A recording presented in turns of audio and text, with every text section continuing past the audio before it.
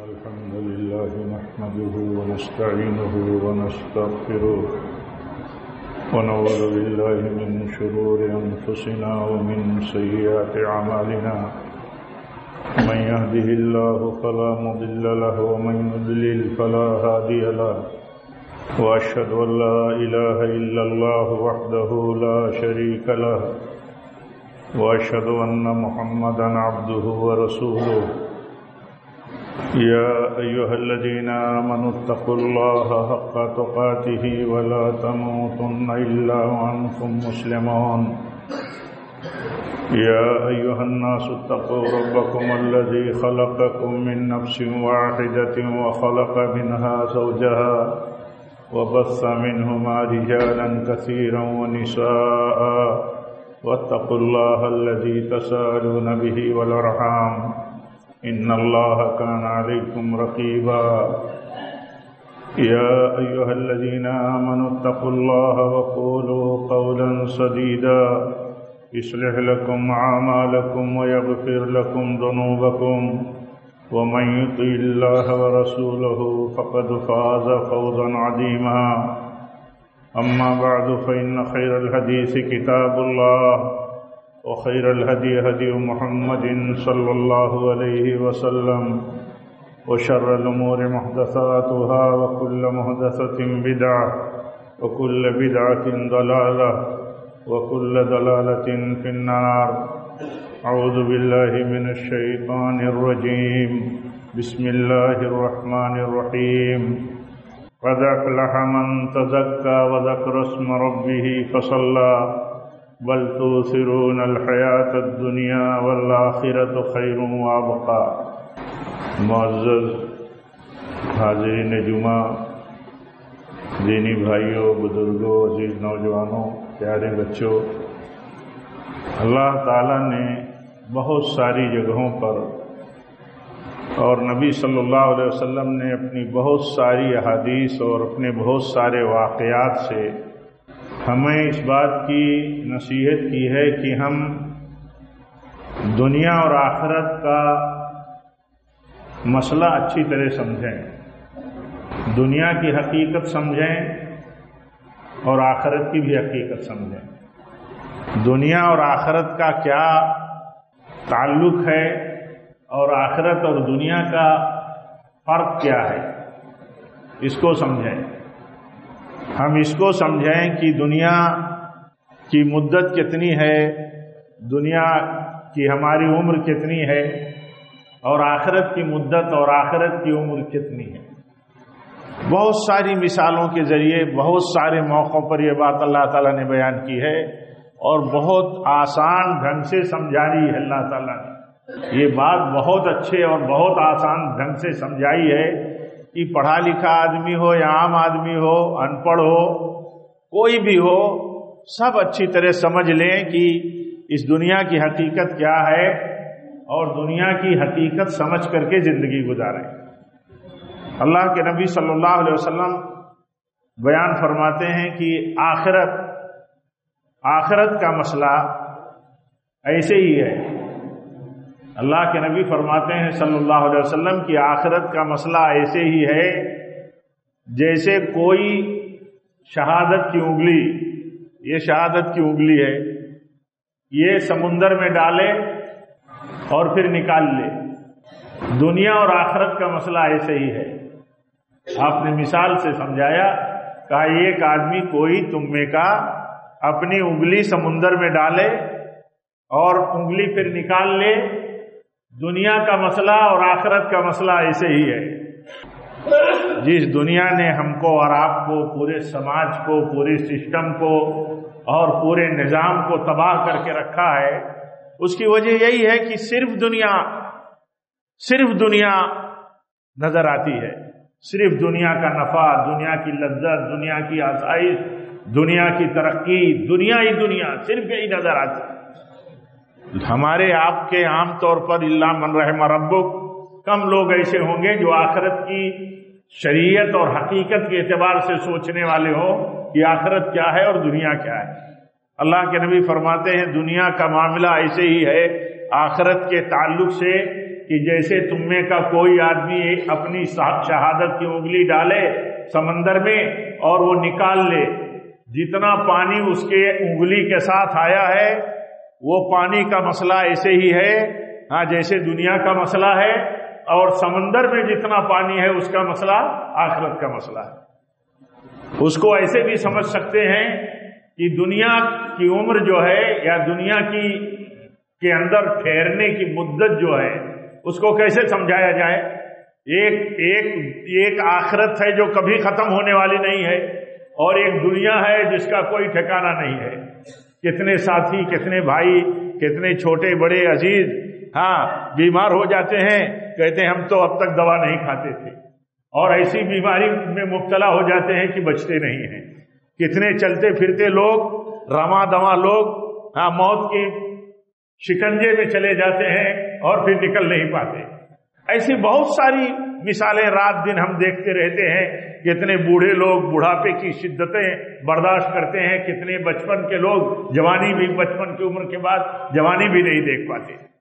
یہ دنیا ہے۔ اللہ کے نبی فرماتے ہیں جو پانی سمندر سے انگلی میں آیا ہے تو کتنی دیر تک انگلی کا پانی انگلی میں جو لگا ہے رہے گا؟ سوکھ جائے گا۔ انگلی کا پانی کتنی دیر تک انگلی میں لگا رہے گا؟ سوکھ جائے گا۔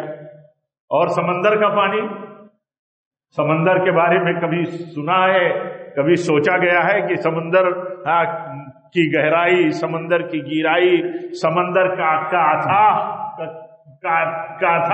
حصہ اور اس کا پانی کبھی سمجھ میں آیا ہے دنیا میں کہ اس کے اندر بھی کوئی کمی ہوئی ہے؟ انگلی ڈال کر کے جو پانی نکالا وہ تو سوکھ گیا، یا انگلی کے ساتھ جو پانی نکالا اس کا کیلکولیشن ریشیو کتنا ہے؟ کوئی پرسنٹیج نہیں ہے سمندر کے پانی کے مقابل میں۔ تو اللہ کے نبی فرماتے ہیں دنیا ایسے ہی ہے، دنیا ایسے ہی ہے کہ جیسے انگلی ڈال کر کے آپ نے پانی نکال لیا، دنیا کی عمر سمجھ لو تو اتنی ہے، یا دنیا اور آخرت کا مسئلہ سمندر جیسا ہے۔ تو دنیا کو اسی حقیقت کے دائرے میں جو حقیقت ہے دنیا کی، یہ بتانا مقصود ہے اللہ کے نبی کا، اللہ تعالیٰ کا، کہ دنیا کو ویسے ہی سمجھو، ویسے ہی سمجھو، آخرت کو اصل سمجھو۔ ایسا نہیں ہے کہ دنیا سے آدمی بے رغبت ہو جائے، دنیا سے آدمی لالچ نہ رکھے، دنیا میں آدمی کمائے، ترقی کرنے سے رک جائے، ایسا نہیں ہے۔ ایسا ہے مسئلہ کہ وہ آخرت جو ہمیشہ رہنے والی ہے، جو سب سے بہتر ہے، جس میں اصل ہمارا انجام، ہمارا رزلٹ ہے، اس سے غافل ہو کر کے اس دنیا کے پیچھے نہ لگا رہے جس دنیا کی حقیقت، جس دنیا کی عمر کی حیثیت یہ ہے۔ اللہ کے نبی سمجھاتے رہتے تھے۔ آپ کتنے مہربان تھے، آپ سوچئے اللہ کے نبی کتنے مہربان تھے۔ آپ فرماتے ہیں مجھے دنیا کے لیے رحمت اللہ نے بنا دیا، میرے آنے کے بعد اب دنیا پر ایسا عذاب نہیں آئے گا جیسے پہلے آیا کرتا تھا۔ اتنی رحمت اللہ تعالیٰ نے آپ کو بنایا تھا۔ آپ لیکن سمجھاتے رہتے تھے اپنے صحابہ کو کہ دیکھو دنیا تمہیں تباہ نہ کر دے، دنیا تمہاری آخرت برباد نہ کر دے، دنیا تمہیں جنتوں سے محروم نہ کر دے اللہ کی، دنیا میں اللہ تعالیٰ کی رضا سے تم محروم نہ ہو جاؤ، اتنی دنیا کے پیچھے تم نہ پڑ جاؤ کہ سارا اصول، ضابطہ، سارا اخلاق، سارا کیریکٹر برباد کر دو، ایسا مت پڑ جاؤ دنیا کے پیچھے۔ تو اللہ کے نبی سمجھاتے رہتے تھے۔ ایک دن ایک بازار کی طرف سے آپ نکلے، آپ کے ساتھ بہت سارے ساتھی تھے، آپ کے صحابہ تھے ساتھ میں، تو آپ نے دیکھا ایک بکری کا بچہ مرا پڑا ہوا ہے۔ آپ نے دیکھا ایک بکری کا بچہ مرا پڑا ہوا ہے، تو آپ نے اس بکری کے بچے کے کان کو پکڑا اور اٹھایا۔ کیسے کوئی پڑا ہو، گور پر پڑا ہو، کہیں کنارے پڑا ہو، تو اللہ کے نبی صلی اللہ علیہ وسلم نے اس بکری کے بچے کو اٹھایا، اس کا کان پکڑ کر کے، اور آپ پوچھنے لگے کہ اچھا بتاؤ اپنے ساتھیوں سے، اس کو 1 درہم 2 درہم میں کون خریدے گا؟ بتاؤ کون خریدے گا؟ آپ سمجھانا چاہتے تھے، آپ سمجھانا چاہتے تھے دنیا کی حقیقت اور آخرت کا مسئلہ۔ تو آپ کہتے ہیں بتاؤ کون خریدے گا اسے 1 درہم یا 2 درہم میں؟ تو صحابہ نے کہا یا رسول اللہ اسے کون خریدے گا، اسے کون خریدے گا اس مردار کو؟ اس مردہ بچے کو کون خریدے گا؟ آپ نے یہاں تک کہا اچھا کوئی فری میں لے گا، تو کہا کوئی فری میں بھی نہیں لے گا۔ تو آپ نے اس موقع پر فرمایا، آپ نے فرمایا کہ دنیا اللہ کے نزدیک اس سے بھی زیادہ حقیر ہے۔ یہ مردار بکری کا بچہ تمہاری نظروں میں جتنا حقیر ہے اس سے زیادہ دنیا حقیر ہے اللہ کے نزدیک۔ اللہ تعالیٰ کے نزدیک اس سے زیادہ دنیا حقیر ہے۔ اگر کسی ایمان والے کو ایمان ملا ہے، جنت کی فکر ملی ہے، اخلاق ملا ہے، پرہیزگاری ملی ہے، اور اس کو اس بات کا اللہ تعالیٰ کی اس کو اس بات کی توفیق ملی ہے کہ وہ دین پر چل رہا ہے اور دنیا نہیں ملی ہے اسے، تو آپ یہ سوچ لیجئے کہ اس کو کتنی بڑی دولت ملی ہے۔ اسی سے اندازہ لگا لیجئے، آخرت اگر بندے کی مل گئی اور آخرت کی کامیابی کا حصہ اس کے حق میں آ گیا تو اس کو کتنی بڑی دولت ملی ہے۔ ہم دنیا میں ہمارا پیمانہ دنیا میں بالکل الگ ہو گیا، ہمارا پیمانہ دنیا میں بالکل الگ ہو گیا، ہمارا پیمانہ دنیا میں صرف دنیا کا ہو گیا۔ دنیا والا ہے آدمی، دنیا کی حیثیت والا ہے آدمی تو ہماری نظر میں حیثیت والا ہے۔ اللہ تعالیٰ کی نظر میں حیثیت والا وہ ہے جو دین والا ہے، تقوی والا ہے، آخرت کی فکر کرنے والا ہے۔ اور حدیث میں تو یہاں تک آتا ہے، اللہ کے نبی صلی اللہ علیہ وسلم فرماتے ہیں سب سے عقل مند آدمی ایمان والوں میں وہ ہے جو آخرت کی فکر کرنے والا، سب سے عقل مند آدمی۔ ہمارے ہاں عقل مند آدمی کون ہے؟ جو سب سے زیادہ دوسروں کو بیوقوف بنانے والا ہے۔ حالانکہ ایسا بھی نہیں ہے، دنیا میں سمجھدار لوگ اسے عقل مند نہیں سمجھتے، لیکن عام طور پر وہ عقل مند سمجھتا ہے جس کو اللہ تعالیٰ مطلب محروم کر دیتا ہے توفیق سے۔ تو اللہ کے نبی ایک دن صحابہ پوچھتے ہیں اللہ کے نبی سے، دیکھیے وہ کیسے تھے؟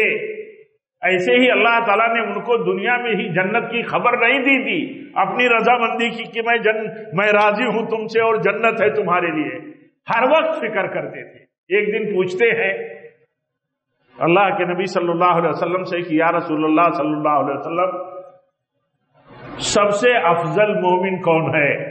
ہم سب مومن ہیں، ہم سب مسلمان ہیں۔ آپ سوچو کبھی دل میں خیال آتا ہے کہ ہم پوچھیں، ہم جانیں کہ سب سے اچھا مسلمان کون ہوتا ہے، سب سے اچھا مومن کون ہوتا ہے؟ ایک دن پوچھتے ہیں، کہتے ہیں یا رسول اللہ صلی اللہ علیہ وسلم سب سے اچھا مومن کون ہے؟ تو آپ نے فرمایا جو سب سے اخلاق میں اچھا ہے۔ کبھی ہم سوچتے ہیں کہ ہمارا اخلاق بلند ہونا چاہیے، یہ اچھے مومن کی نشانی ہے، یا اپنے سماج میں، اپنے سرکل میں، اپنے گروپ میں، اپنے مارکیٹ میں، اپنے لوگوں میں، اپنے رشتہ داروں میں، اپنے دوست احباب میں لوگ ہم یہ سمجھیں کہ اللہ کے فضل و توفیق سے میں اخلاق میں بلند ہوں اور وہ اللہ تعالیٰ سے اچھے اخلاق کی توفیق بھی مانگتا ہو۔ ہمیں ہر آدمی سوچے، سب کو سوچنا چاہیے، یہ نصیحت ہے ہمارے لیے۔ صحابہ پوچھتے ہیں کہ یا رسول اللہ صلی اللہ علیہ وسلم سب سے افضل مومن کون ہے؟ تو آپ فرماتے ہیں سب سے افضل مومن وہ ہے جس کا اخلاق سب سے بلند ہو۔ ہمیں ہر آدمی دعوے داری کرتا ہے اپنے بہتر ہونے کی، افضل ہونے کی، برتر ہونے کی، سب سے اوپر ہونے کی، لیکن اسے یہ دیکھنا چاہیے کہ اپنوں میں جو ہمارا سرکل گروپ ہے، جس حلقے میں ہم رہتے ہیں، کیا ہم سب سے اخلاق میں اچھے ہیں؟ اور اچھا اخلاق بہت عام بات ہے کہ کس کو کہا جاتا ہے، برا اخلاق کس کو کہا جاتا ہے۔ تو جب یہ بتا دیا آپ نے کہ سب سے اچھا مومن وہ ہے جس کا اخلاق سب سے اچھا ہو، تو پھر سوال کیا گیا آپ سے کہ یا رسول اللہ صلی اللہ علیہ وسلم سب سے عقل مند مومن کون ہے؟ سب سے عقل مند مومن۔ یاد رکھنا چاہیے ہم سب کو یہ نبی صلی اللہ علیہ وسلم کی پیاری پیاری حدیثیں اور پیاری پیاری باتیں اور جو نصیحتوں سے بھری ہیں۔ آپ فرماتے ہیں سب سے عقل مند مومن وہ ہے جو آخرت کی فکر کرنے والا ہو۔ دنیا میں سب سے عقل مند وہ ہیں جن کے پاس پیسے ہو، پلاننگ ہو، ترقی ہو، بہت اونچے سمجھے جاتے ہو، ہم ہزاروں لوگوں میں جو سب سے بڑا ہو کہا جاتا ہے وہ سب سے عقل مند ہے۔ ہمارے عام رجحان کے حساب سے میں یہ بات کہتا ہوں، عام سمجھ کی بڑی پلاننگ سے کام کیا، بڑی عقل مندی سے کام کیا، اچھی بات ہے۔ دنیا میں دنیا کا ہونا اور اچھا ہونا یہ بہت بڑی بات ہے۔ اللہ کے نبی صلی اللہ علیہ وسلم نے بعض صحابہ کو اسلام کی خدمت کے لیے جو مال اور دولت کے ذریعے خدمت کرنی تھی انہوں نے لگا دیا اپنا مال۔ ایک دن آپ نے فرمایا یہ کنواں کون خرید کر کے وقف کر دے گا، کون خرید کر کے وقف کر دے گا؟ وہ بھی یہود کا تھا، کسی یہودی کا تھا۔ اب جب یہ ہوا کہ اسے وقف کر دینا ہے خرید کر کے تو اس نے جو منہ میں آیا وہ دام مانگ لیا۔ اور یہاں تو سوال یہ تھا کہ اسے وقف کر دو اللہ کی راہ میں، وقف کر دو، یہ پانی لوگوں کے لیے بہت بڑا صدقہ ہے یہ۔ تو حضرت عثمان غنی نے جو قیمت مانگی وہ دے دیا۔ وہ صحابہ بھی بہت امیر تھے اور وہ یہ سمجھتے تھے کہ یہ دولت اگر اللہ نے دی ہے تو سب سے بڑی اس دولت کی کامیابی یہ ہے کہ اس کو اللہ تعالیٰ کی راہ میں کیسے لگا دیا جائے۔ خرید کر کے دے دیا، وقف کر دیا۔ اللہ کے نبی نے فرمایا، کہا کہ آج کے بعد عثمان کا کوئی بھی عمل اس کے رزلٹ کے لیے نقصان دہ نہیں ہو سکتا۔ انسان غلطی بھی کرتا ہے لیکن کچھ نیکیاں ایسی کر کے جاتا ہے دنیا میں لوگوں کے لیے، کہ اس کی وہ نیکی اللہ تعالیٰ کو اتنی قبول ہو جاتی ہے، چاہے وہ حقوق العباد کے لیے ہو، چاہے وہ اللہ کی بندگی کے لیے ہو۔ کوئی مسجد بنا دیتا ہے یا اللہ کے گھر میں حصے دار اس طرح بن جاتا ہے حوصلے سے کہ اللہ کا گھر بن رہا ہے، اسے لالچ ہے اللہ کی رضا کی اور جنت کی۔ تو اللہ کے نبی فرماتے ہیں آج کے بعد عثمان کچھ بھی کرے کچھ نقصان نہیں ہوگا ان کا۔ اتنا بڑا کام، اتنی بڑی نیکی سارے مسلمانوں کے لیے، عام لوگوں کے لیے انہوں نے کر دی کہ خرید لیا جو قیمت مانگی یہود نے اور رفع کر دیا۔ تو یہ چیز جو ہے، یہ چیز کس بنیاد پر آتی تھی؟ یہ اس بنیاد پر آتی تھی وہ یہ سمجھتے تھے کہ سمجھداری یہ ہے کہ آخرت کے لیے کام کیا جائے۔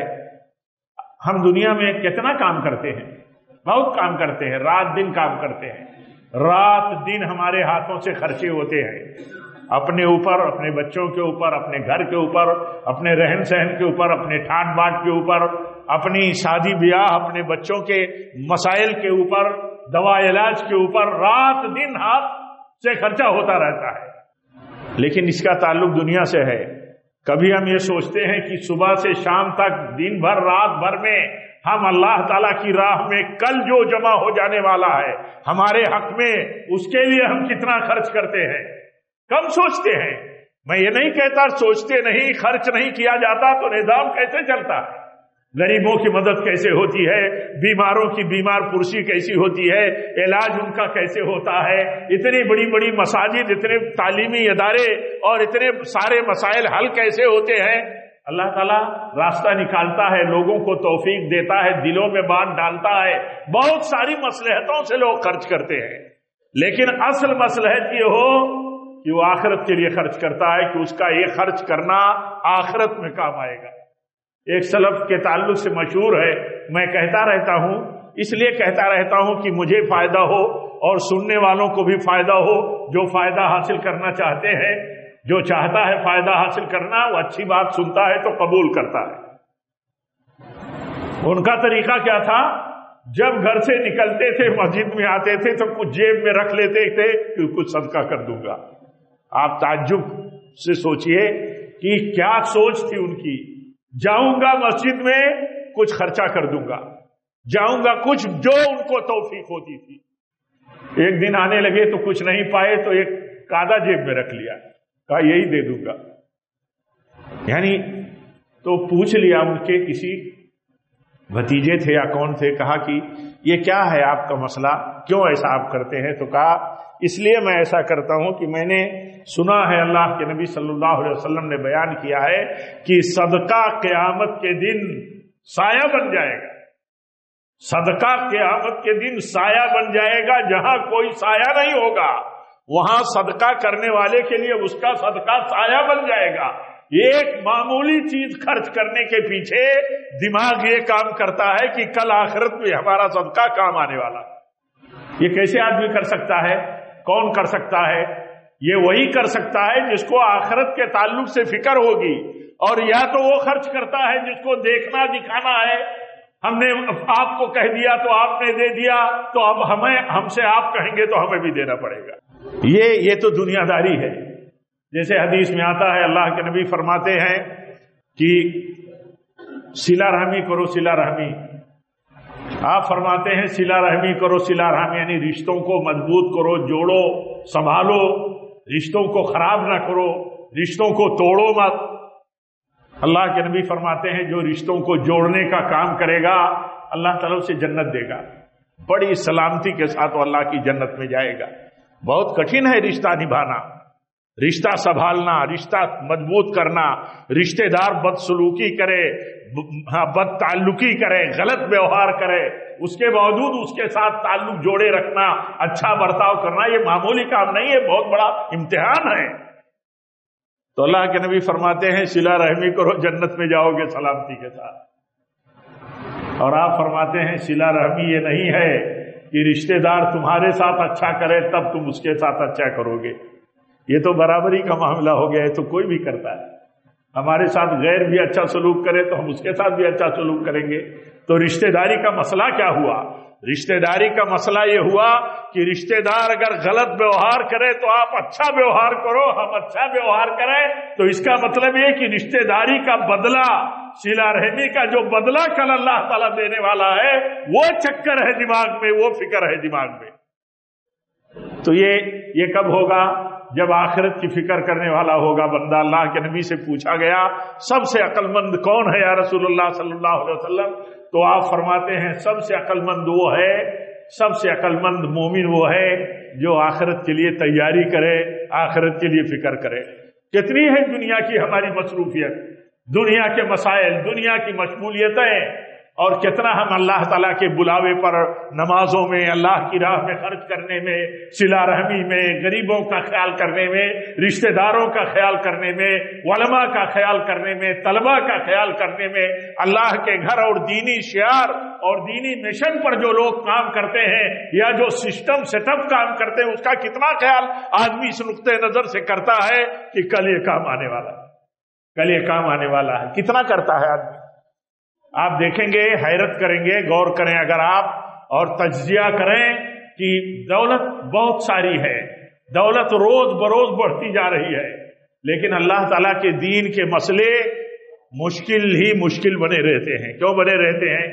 دنیا میں سارے حوالے سارے کرائسس کے حوالے، کاروباری خرابی کے حوالے، کاروباری گراوٹ کے حوالے، لیکن اسٹینڈرڈ دیکھیے مینٹین کیسے ہو رہے ہیں، شادی بیاہ ہمارے آپ کے مینٹین کیسے ہو رہے ہیں، ہماری اپنی پوزیشن کیسے ہم مطلب سیٹ کیے رہتے ہیں، برابر کیے رہتے ہیں اور بڑھاتے رہتے ہیں، ایک دوسرے پر اپنی حیثیت اللہ تعالیٰ معاف کرے جتانے کی بھی کوشش ہوتی ہے کہ ہم تو بڑے ہیں، لیکن اللہ تعالیٰ کے یہاں بندے کی اگر نظر صرف دنیا پر ہے اور آخرت اس کے نظر میں نہیں ہے تو وہ یہ سمجھ لیجئے کہ بیوقوف ہے۔ کیا معنی ہوا؟ جو آخرت کی تیاری نہ کرے، آخرت کی فکر نہ کرے، وہ کیا ہوا؟ اس کا الٹا معنی۔ اللہ کے نبی فرماتے ہیں سب سے عقل مند مومن وہ ہے جو آخرت کی تیاری کرے، آخرت کی فکر کرے۔ ایسا تھوڑی تھا، ایسا تھوڑی مقصود ہے کہ دنیا سے ہم بے تعلق ہو جائیں، اپنے سیٹ اپ سے الگ ہو جائیں، آخرت میں لگ جائیں، مسجد اور دین کے کام میں ہی رات دن لگ جائیں، ساری دنیا کے مسائل کے ساتھ جائز دائروں میں رہتے ہوئے آخرت کو ساتھوں ساتھ لیتے چلیں، اور یہ جان کر کے یہ دنیا بہت مختصر ہے، یہ دنیا کل کی تیاری کے لیے ہے، یہ امتحان کی جگہ ہے، اس امتحان کا رزلٹ کل ملنے والا ہے۔ اللہ کے نبی اسی لیے سمجھاتے تھے، دیکھیے آپ فرماتے ہیں یہ بکری کا بچہ جتنا تمہاری نظر میں حقیر ہے، اس سے زیادہ حقیر ہے یہ دنیا، یعنی دماغ میں یہ رکھو اربوں پتی ہو تب بھی رکھو کہ اربوں پتی ہونا یا بالکل غریب سے غریب آدمی ہے، ہمارا ادنا سے ادنا بھائی ہے جس کا صبح شام بہت مشکل سے چلتا ہے، تو وہ بھی یہ سمجھے کہ یہ دنیا کٹ جائے گی، اس دنیا کی مدت بہت مختصر ہے، ختم ہو جائے گی یہ دنیا، لیکن کل جو ہمیشہ، جو کل آخرت ہے، جو کبھی نہیں ختم ہونے والا ہے، اس کے لیے آدمی اس ذہن سے کام کرتا ہے، اور اس ذہن سے کام کرتا ہے تو اسے پرواہ نہیں ہوتی، مشکلات اٹھا لیتا ہے یا آسانیاں حاصل کر لیتا ہے۔ آسانیاں، بہت ساری آسانیاں دنیا میں ہیں، لیکن آخرت کے مقابل میں اس کی کیا حیثیت ہے؟ کچھ نہیں۔ ایک مومن، میں کہہ رہا ہوں اربوں پتی ہو، تب بھی اس کے دماغ میں ہونا چاہیے کہ حقیر ہے جنت کے مقابل میں، اس کی کوئی حیثیت نہیں۔ کیوں؟ اربوں پیسے ہونے کے بعد، کروڑوں ہونے کے بعد کتنی وہ آسائش حاصل کر لے گا اس دنیا میں، کتنی عزت، کتنی سرخروئی اور کتنی شاندار زندگی جی لے گا، لیکن آخرت کے مقابل میں حدیث میں آتا ہے، اللہ کے نبی صلی اللہ علیہ وسلم فرماتے ہیں، موضع صوت فی الجنہ خیر من الدنیا وما فیہا۔ ایک کوڑا کتنا بڑا ہوتا ہے، مثال کے طور پر سمجھایا، ایک کوڑا رکھنے کی جگہ، جنت میں ایک کوڑا رکھنے کی جگہ، دنیا میں جو کچھ ہے سب سے بہتر ہے۔ دنیا میں جو کچھ ہے سب سے بہتر ہے، سب سے بہتر ایک کوڑا رکھنے کی جگہ۔ تو ایک آدمی دنیا کا لالچی ہے، لالچی ہونا چاہیے، جائز لالچ اسے کرنی چاہیے، لیکن اصل اس کی لالچ اگر صرف دنیا ہو اور آخرت کی ذرہ برابر لالچ نہ ہو تو یہ سمجھ لیجئے کہ ہمارے دین میں، جو دین ہمارا سچا ہے، اللہ کی طرف سے آیا ہے، ایک بات سچی ہے، اس کا معنی یہ ہے کہ اس کو اس دین کا اعتبار نہیں ہے، اللہ اور اس کے رسول کی بات کا اعتبار نہیں ہے۔ اللہ کے نبی فرماتے ہیں، ایک کوڑا رکھنے کی جگہ جو جنت میں ہے وہ ساری دنیا سے بہتر ہے۔ کبھی آدمی نہیں للچا کے دیکھے گا کسی غیر کو، کسی حکومت کو، کسی دولت مند کو، کسی بڑی شاندار زندگی جینے والوں کو کہ للچا کر کے وہ ڈگمگا جائے، اب وہ بھی سوچے کہ میں کیسے بڑی زندگی، شاندار زندگی جی سکوں گا۔ نہیں، وہ ہل نہیں سکتا، اس لیے نہیں ہلے گا کہ اسے معلوم ہے کہ اصل کامیابی آخرت کی ہے، اور جتنی روزی ہمارے حق میں لکھی ہے اللہ کی تقدیر میں، اللہ کے قلم نے لکھا اتنا مجھے مل رہا ہے۔ کسی کو زیادہ مل رہا ہے تو اس کو بے چینی نہیں ہے، اسے جلن نہیں ہے، اسے حسد نہیں ہے۔ اللہ نے ہمارے بھائی کے حق میں زیادہ لکھا ہے تو زیادہ مل رہا ہے، ہمارے حق میں تھوڑا لکھا ہے تو تھوڑا مل رہا ہے۔ اس کی مصلحت اللہ ہی جانتا ہے۔ جس کو زیادہ دے رہا ہے اللہ اس سے راضی ہے کہ نہیں ہم نہیں جانتے، جس کو کم دے رہا ہے اللہ اس سے راضی ہے کہ نہیں ہم نہیں جانتے، کس کو کس امتحان میں کس ناطے بٹھا کے رکھا ہے، زیادہ دے کر کے بھی امتحان لیتا ہے اور محروم کر کے بھی اللہ تعالیٰ امتحان لیتا ہے۔ تو جس کا یہ عقیدہ مضبوط ہوتا ہے کہ اس دنیا میں ہمیں اللہ تعالیٰ نے امتحان میں بٹھا کے رکھا ہے، تو وہ دنیا گزارتا ہے جیسے بھی اللہ تعالیٰ نے اسے دنیا دی ہے، لیکن اس کی نظر آخرت پر ہوتی ہے، آخرت پر نظر ہوتی ہے۔ اللہ کے نبی بہت سمجھاتے تھے اپنے صحابہ کو، بہت اچھے ڈھنگ سے سمجھاتے تھے۔ ایک دن حضرت عبداللہ بن عمر کہتے ہیں، اللہ کے نبی صلی اللہ علیہ وسلم نے میرے کندھے پر ہاتھ رکھا۔ کبھی دیکھیے ہم آپس میں ملنے جلنے والے اپنے کسی دوست، اپنے کسی ساتھی کے کندھے پر ہاتھ رکھ کر کے بات کرتے ہیں تو بڑا کلوز لگتا ہے، اور بڑا کلوز آدمی بات کرتا ہے، بڑی نجی اپنائیت لگتی ہے، اپنا بن کر کے بات کرتا ہے۔ کندھے پر آپ ہاتھ رکھے تھے، حضرت عبداللہ بن عمر فرماتے ہیں اللہ کے نبی نے میرے کندھے پر اپنا ہاتھ رکھا اور آپ فرمانے لگے، کن فی الدنیا کانک غریب او عابر سبیل، کہا مسافر کی طرح دنیا میں رہنا۔ عبداللہ ابن عمر، دنیا میں مسافر کی طرح رہنا، مسافر جب ہوتا ہے سفر میں تو بہت بڑا پلاننگ اور بہت بڑا منصوبہ نہیں بناتا کہ ہم سفر میں ہیں تو لاؤ یہاں کوئی بڑی منصوبہ بندی کر لیں، کچھ یہاں کر لیں۔ تو مثال دے رہے تھے کہ دنیا کا مسئلہ ایسے ہی ہے جیسے سفر میں ہو آدمی، سفر کی مدت بہت مختصر ہوتی ہے اور ہر وقت اس کو فکر رہتی ہے کہ کب ہم لوٹ کر کے اپنے بچوں میں آئیں، اپنے وطن میں آئیں، اصل گھر میں آئیں۔ سفر میں اللہ کے نبی سمجھاتے تھے آخرت جو ہے یہ اصل گھر ہے اور یہ دنیا جو ہے یہ سفر کی جگہ ہے۔ کن فی الدنیا کانک غریب و عابر سبیل، اے عبداللہ ابن عمر دنیا میں ایسے ہی رہو جیسے کوئی اجنبی ہو، کوئی بات نہیں، کسی نے نہیں پہچانا۔ سفر میں جاتا ہے آدمی تو کوئی پہچانتا ہے، کوئی نہیں پہچانتا ہے، کیا فرق پڑا، کیونکہ سفر تو جلدی سے کٹ جانے والا ہے۔ یعنی آخرت کے مقابل میں آپ بتاتے ہیں یہ دنیا ہزاروں سال کی ہو، یہ دنیا ہزاروں سال کی ہو، اگر دنیا کے دعوے دار کچھ تجربے کار بتاتے ہو، اور کب ختم ہوگی اس کو کسی کو نہیں بتایا اللہ اور اس کے رسول نے، اللہ نے نہیں بتایا تو رسول صلی اللہ علیہ وسلم نے بھی کیسے بتاتے، آپ بھی کیسے بتاتے؟ تو آپ دنیا کب ختم ہو جائے گی، کتنے بھی سال ہو، لیکن مدت اس کی کیسی ہی ہے، مدت اس کی ایسے ہی ہے جیسے مسافر کی مدت۔ ہم گئے ایک دن 100 کلومیٹر کوکن چلے گئے، کسی اور ایریے کی طرف ناسک چلے گئے اور لوٹ کر کے آ گئے اور اپنے وطن پہنچ گئے، بس ایسے ہی یہ دنیا ہے، دنیا ختم ہو جائے گی۔ اگر یہ تصور ایک مومن کا مضبوط نہیں ہوگا تو یہ داؤں پیچ، یہ جھول جھال، یہ حقوق کی بربادی، یہ غصب، ایک دوسروں کی عزتوں کے ساتھ کھیلنا اور ایک دوسروں کو بلیک میل کرنا، یہ ساری چیزیں کیسے ختم ہوگی؟ آخرت پر جب تک نظر نہیں ہوگی کہ کل ہمیں حساب اللہ کے ہاں دینا ہے اور یہ دنیا ختم ہو جائے گی، اور آدمی کا یہ ایمان نہیں مضبوط ہوگا کہ پتہ نہیں ہم کب ختم ہو جائیں گے، کیا پتہ۔